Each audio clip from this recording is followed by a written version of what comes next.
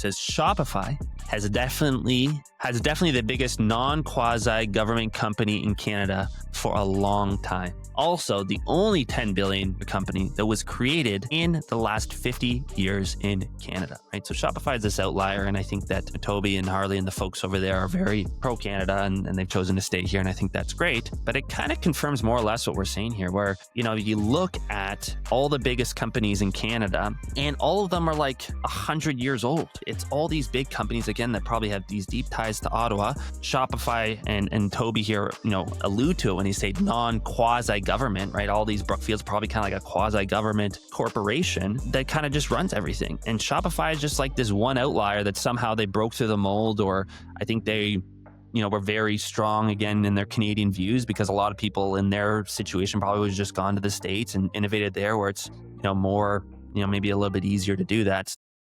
Hello, everyone. Welcome back to another episode of Mortgage Tech Talks. Today, we're doing another industry update. There's a couple kind of interesting things that came across my feed this week, and I want to talk about them. There's some interesting things as it relates to accolades for certain, I would say, friends of the pod, new positions for friends of the pods, but I don't want to just talk about kind of these things that are happening, but I think what the implications are. What does it mean? Let's go one, maybe two layers deeper and say, hey, what does this mean? And what can we take away as mortgage professionals, and what it means for the industry? So a little bit to unpack there. This is a little bit of a longer industry update, but I think you're going to find it really valuable. So stay tuned, and we'll see you on the other side.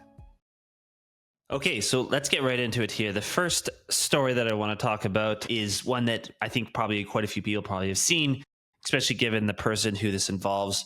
But I'm going to try and do a little bit of a take on it that I think is a little bit new. And what it is, long story short, was it came across my feed. Ron Butler, and that's the name that probably quite a few people know, was just named the #1 mortgage and real estate voice in Canada. So I think, again, well-deserved, and congrats, and I can see exactly why. And actually, which I think was also equally cool, number 335 on all of LinkedIn in Canada, right? So everyone who's ever in LinkedIn in Canada, he's number 335. That's pretty impressive. That's pretty good, right? So, congratulations there, and that's great. But that's not really the spin I want to take on it so much. I want to kind of maybe dig into it a little more and understand how he got here and how that works. And so what I did for starters actually was I took a look at, so this, I'll actually show it on my screen here, what I'm looking at. And for those listening, it's just a LinkedIn post, and you probably saw it. It's a little graphic that shows those numbers, #1 in mortgages, number 335 in LinkedIn. But in the kind of the top left corner, there's a little brand of who put this together. And it's a company called Favicon. So it's like, interesting. What is this Favicon? So I jumped over in there, and it's basically this tool that ranks influencers in a particular space. And so that if you are trying to market to people in that space, so like if you have a, technology product, and you want people who are interested in mortgages and real estate to hear about your product, you can see this list and you can say, hey, I'd like to maybe reach out to Ron and maybe do some collaboration. I don't know. So that's the idea. And, that's the influencer economy. And that's a whole thing that's, I think, just growing in popularity. I still think it's fairly, untapped.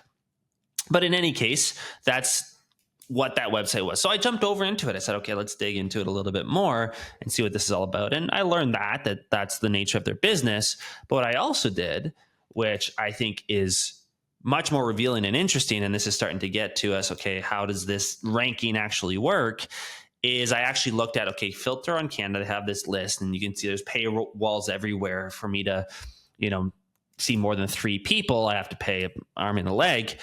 But I can see the first 3 people. So I filtered on Canada, and I filtered on mortgage and real estate. So just those you can't see it again, just went to the website. They have a little area where you can kind of test out their tool.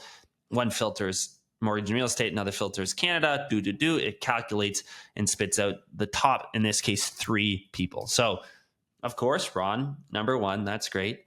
Number 3 was this guy named Jimmy Lemieux. I don't know him. He's more real estate. He's a realtor.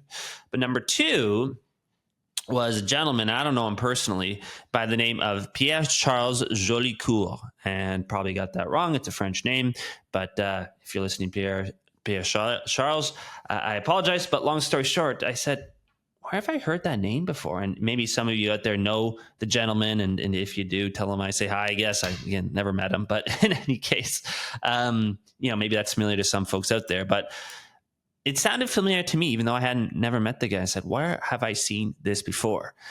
And I thought about it. And the answer to that question is on the top 75 list. So this comes out every year. I think a lot of people are familiar with this list, but if you're not, real quick, CMP, which is a magazine in Canada, publishes every year the top 75 brokers in Canada by volume. This is kind of like a self-reported thing. I'm pretty sure you can apply. You put in your numbers. They'll do a little bit of vetting just to make sure it's right. And then they kind of rank everybody and give you the top 75. So it's a very prestigious list. Obviously, everyone on this list is very successful and has a very good business. But this is where I'd heard him before. And I looked through and I scrolled and I scrolled and I scrolled. I said, what number is he? What number is he? What number is he? And I scroll up, scroll up, scroll up. Sure enough, he's number one on the list, right? So he wasn't buried in the 60s somewhere. He's literally Pierre Charles Jolicoeur. Again, apologies if I got that name wrong. But in any case, number one on the list, right? So, pretty interesting there. And so, taking a step back, I think that, what's interesting is I think the social media game and this influencer game, especially as it relates to mortgages and these folks, I think it's really feast or famine. That's the way I would look at it. So Ron, I know he's wildly successful. I know years he's done probably mortgages in the billions numbers. Like he does a ton of volume and he's very, very successful on that side of things. And then obviously this gentleman here we've been talking about, he just came in at number one in Canada. Ron's not on this list. I don't think he reports it himself. I think if he did, he'd be right near the top, if not the top.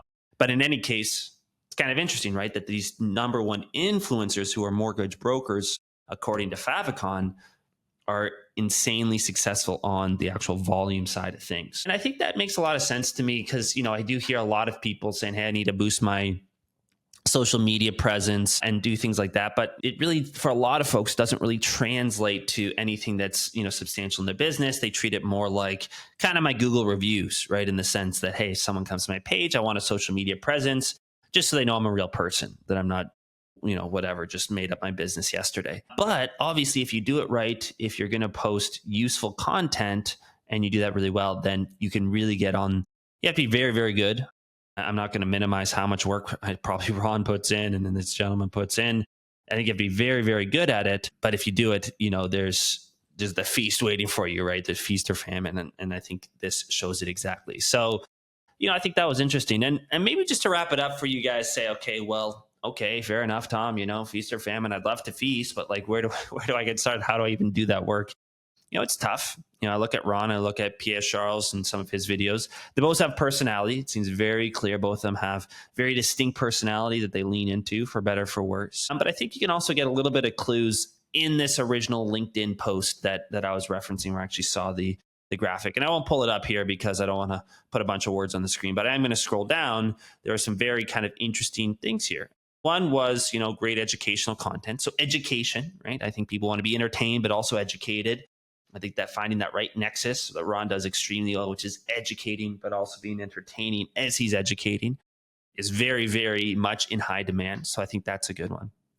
But the one I wanted to call out, and it's maybe a little bit crude, and I apologize in advance, is this one gentleman goes, congrats, no one else has the stones to tell the truth like you do, right? So that's another kind of maybe interesting take for folks out there who are saying, how do I do this? How do I go out and maybe try to get to that feast level? I think there's a lot of that where it's like, be very true to yourself, be very true to the truth, if that's a right phrase to put it, and go out there and be unapologetic about it. And for sure, Ron, probably there's people out there listening say, I don't like Ron, I don't like the way he talks, or different things out there, but I don't think anyone can deny that he speaks his mind, for better, for worse. And it's translated into success for him. So something to think about. I mean, that's not the only recipe. You can't just, be unapologetically truthful, but be kind of bland about it. That doesn't really hit. You have to mix all these factors together.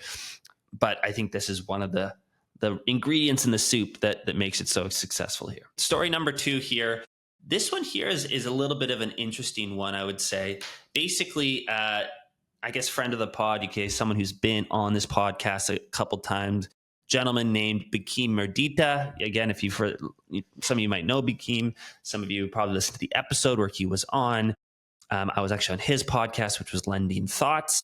He was basically a founding member of Rocket. If people remember, Rocket came recently. They had to stop their operations in Canada. That's a whole separate story that I've talked about recently. But the news this week is that he just came out with tons of fanfare. And again, congrats to him, tons of likes and comments and all that on his LinkedIn post, which is he just joined Questrade Financial Group. So, that online brokerage, that's at least how they started, online stock brokerage. And he came in as managing director of mortgage and real estate. Yeah, I think for a lot of people out there, maybe some of you guys are scratching and say, whoa, wait a second. I thought Questrade is no longer operating in Canada. No, I thought they were no longer doing it. And, I thought that too, actually. So when I saw that, I was like, this is maybe a little bit, I don't know if strange is the right word, but it didn't add up to me. So I had to do a little bit of digging. So before I get into the digging side of things, maybe just to catch everybody else up, that history, and I'm reading an article here because I'm not an expert at the history, but I just kind of more of the things that I hear and see in the industry. But according to this article by BetaKit, basically they came into the market March 2022. So again, that was probably just the tail end of all the craziness, and they did so by acquiring Community Trust Company in 2019. So maybe they didn't just ride the wave; they acquired in 2019, and then they had their big launch in 2022. But then, I guess basically September of 2024. So just over, call it 2.5 years, according to Mortgage Logic, which is Rob McClister's website. He has an article here, and I think anyone in the industry's kind of heard it, which is, hey, Questrade Mortgage calls it quits. That's the title of his article. And he says, hey, it lasts a whole 30 months, shorter than most car leases. So I don't want to be too damning in that. I don't know the full story. That's more or less what I've heard and seen. They came in, they made a splash, mixed reviews in terms of service, and then they stopped in September of 2024. And I think for a lot of people, including me, I thought that was just the end of the story, right? And that's that. So then I started scratching my head when I saw this news about Bucky joining the mortgage and real estate team. I said, what team is that? And so, I guess not trusting articles completely, and not that I think anyone reporting this was intentionally dishonest, just maybe they didn't have the full story. I went to the source, so to speak, and went to the Questrade Mortgage website. And you can go there, questrade.com/questmortgage. And this is the phrasing, which I thought was maybe a little bit sneaky. I don't think sneaky, but just a very interesting wording. I'll read it directly. We're always looking for better ways to serve our customers better. Okay. So that can mean a lot of things. So while we're busy making improvements, we're unable to accept new mortgage applications at this time. If you currently have a mortgage with us, you'll still receive the same level of service you've come to expect from Quest Mortgage, blah, blah, and then a bunch of other stuff. So it kind of corroborates what all the other signs are saying, where they came in, then they left, right? But they didn't fully leave, I don't think, right? I think that's kind of what it is. That's what I'm reading here, is to say, I think they're just kind of taking maybe some of the feedback. Like I said, if you go online and you Google Quest Mortgage, there's some mixed reviews on Reddit of, some service and things that weren't 100% up to snuff. And so maybe that's kind of what's going on here, which is they realized some of those things and they said, instead of just going full steam ahead, let's pause. That was probably September 2024. A lot of people viewed that as a quit, but maybe it was just a pause. Let's get things better. Let's learn lessons. Let's bring in leadership like Bucky, who's done this before quite successfully. If you Google Rocket, I don't think there'd be any negative reviews about this service. I think that was something, especially in the podcast we had with him, where they were laser focused on, and let's bring this thing back to market. And do you know what? I still, think it makes a ton of sense. And, again, maybe the final clue I'll look at is if I actually look at Bucky's profile on LinkedIn, is managing director of mortgage and real estate for Questrade and Zolo. Great. And the description is building ... So maybe again, a little bit vague intentionally to say, hey, we're building something over here. Probably don't want to come out and, make a big splash like they did before and then have to backtrack it, but also be a little bit hinting at maybe at things to come. So we'll see what comes out of it. Obviously, one will be monitoring very, very closely here. Okay, the last kind of story we'll wrap up here. And again, I'll try to put a bit more of a, Canadian tech angle on it. That's always what we try to do here.